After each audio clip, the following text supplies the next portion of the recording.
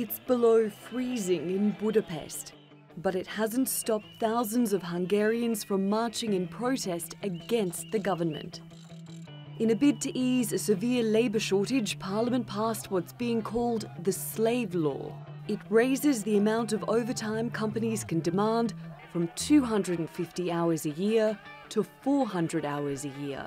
Employers can also withhold payment for that work for up to 3 years. They don't negotiate with anyone. They do what they think. They actually steal everything. It is intolerable. It cannot go on anymore. Prime Minister Viktor Orban's government has been the subject of protests before.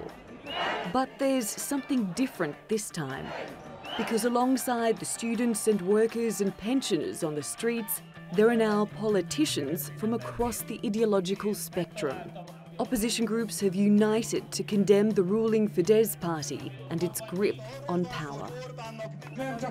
We'll not only be in the streets, not only on the internet, but we'll be in the workplace, at the roadblocks. We'll be at every point that will hurt this regime, and so you will be there too. The opposition wanted that message to spread through state media.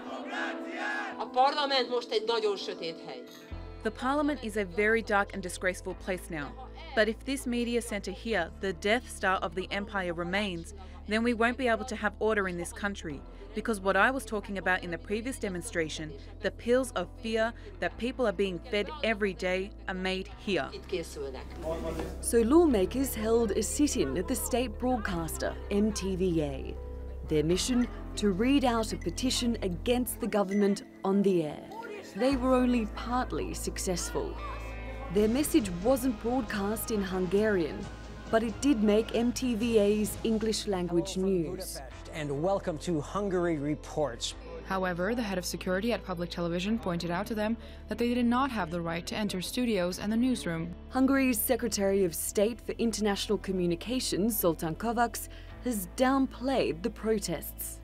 Brace yourselves for a new kind of democracy, one born of a carefully managed revolution by remote control. The protesters, pawns in a larger political game, pretend that they're the majority in the face of a 2/3 parliamentary majority and overwhelming voter support for the governing parties. In this year's elections, Orban campaigned on a nationalist platform, and voters returned him to office with a landslide victory. The governing coalition has an indisputable parliamentary mandate. So while these protests against Orban are expected to continue, the Prime Minister remains in the ultimate position of power. Natalie Poyhonen, The Newsmakers.